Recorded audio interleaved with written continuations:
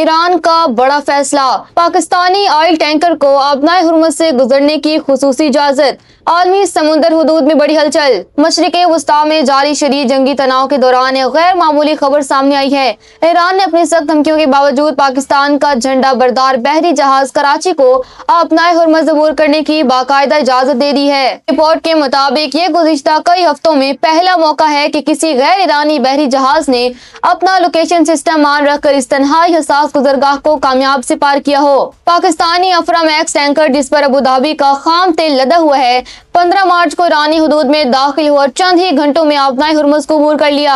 اس وقت جب دنیا کے دیگر ممالک کے 20 سے زائد بڑے ٹینکرز حملوں کے ڈر سے اس راستے کو چھوڑ چکے ہیں، پاکستانی جہاز کا اپنا سگنل آن رکھ کر گزرنا یہ ظاہر کرتا ہے کہ پاکستان اور ایران کے درمیان کسی قسم کا محفوظ راستہ طے پا چکا ہے۔ ماہرین اس پیش رفت کو پاکستان کی کامیاب سفارتکاری کا نتیجہ قرار دے رہی ہیں۔